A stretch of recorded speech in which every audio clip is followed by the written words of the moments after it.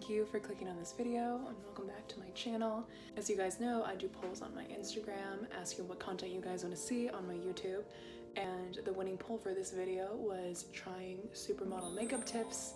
And obviously I'm not a supermodel, but I saw this video on TikTok where this guy was trying tips that he learned about how supermodels do their makeup.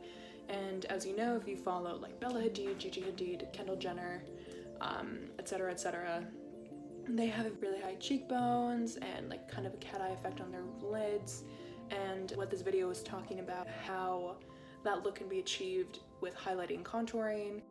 But yeah, let's get into it. Now that I let my primer sit on my face for a little bit, I'm gonna go in with my color correctors. I usually use color correctors when I'm on camera because I feel like it adds a little bit more contrast to my face and allows my skin to look more even-toned when I'm filming. So I go over areas that I have redness and specifically areas that I want to highlight a little bit more, just because this is a light pink corrector and it helps kind of create a glowy base for your makeup. So the main points that you want to focus on when you are doing this model makeup tip is your cheekbones, your chin, and your nose and around your nose. The reason why these places are important is because you need to bring attention to these areas in order to give the illusion that your face is more elongated. So by putting highlighting colors on the tops of my cheekbones right here, I am bringing the attention up and making it seem like my cheekbones are higher on my face. And by keeping the highlighting in the center of your face, you are bringing that intention into your face. So by contouring here and leaving highlights here, all the attention is going to be brought more towards the center and your face is going to look more like...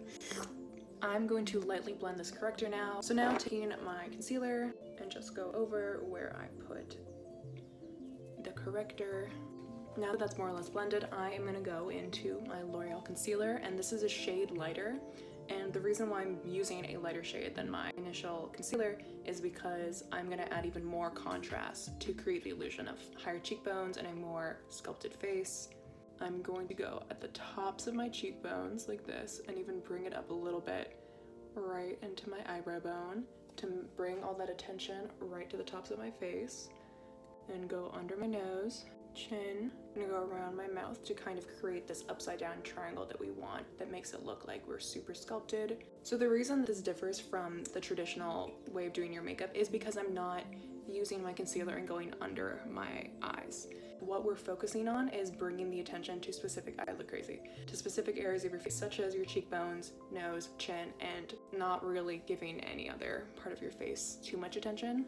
I'm going to push down into my skin to make sure that the product is in my pores and isn't going to go anywhere.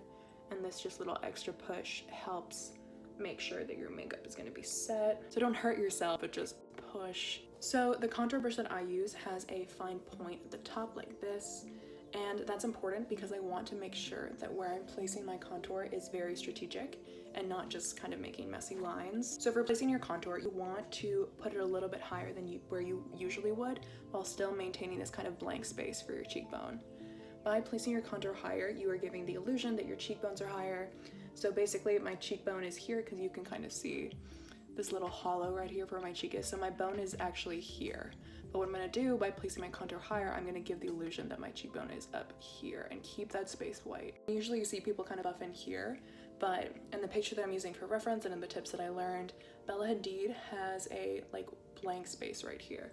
And the reason that's done is so the cheekbone can continue the illusion that it's being pulled up instead of covering it with contour.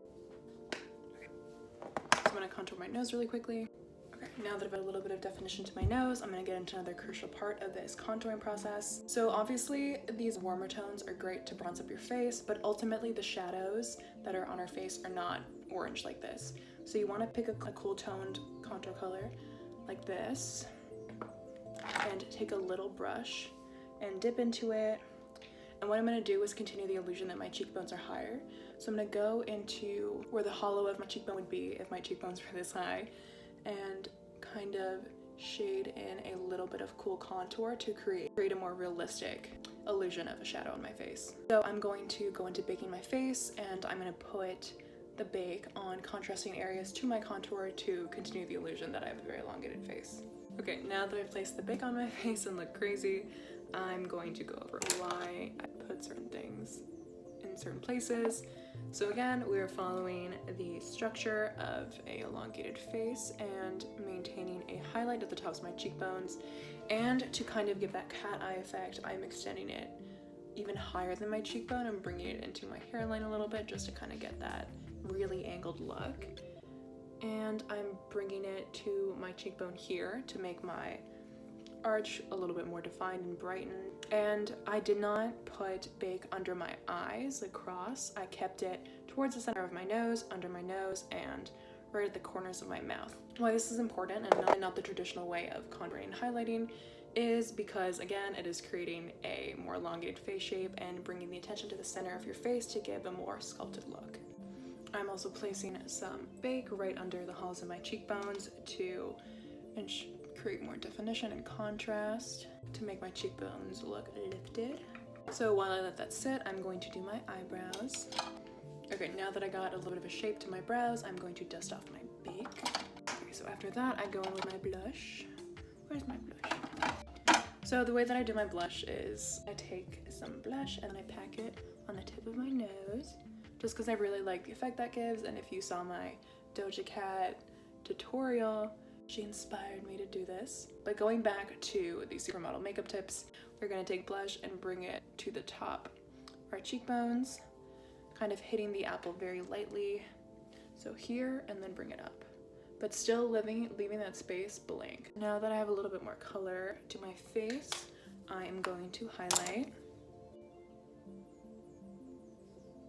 So I'm going to really keep that highlight really to the center of my nose and give just like a little dot right there to create the illusion of a slimmed down nose. So just to make sure that my contour around my nose is blended, I'm gonna go in with some powder and, you know, kind of give a little bit of extra highlight and definition to those areas. So I'm gonna go around my nose, under my nose, and I'm gonna take this powder and hit the high points of my cheekbones again, just to make sure that that highlight is really saturated. I'm gonna bring it up even higher. Blend. So I'll go in and I'll blend just the tip of my nose with my finger, and I'm going to do my eyes and lips really quick. Okay, now that I've added my lips, I'm going to go in and blend my bake. Also, by pushing up your bake, you are setting your contour for the day. And also I'm blending these little lines I made here to make sure they look more natural. Alright babies, this is the final look. I hope you enjoyed this video. Thank you so much for watching. This was super fun. I'm super into makeup, so I love making these videos. Sending you all muchos besos, and I hope you have an amazing day.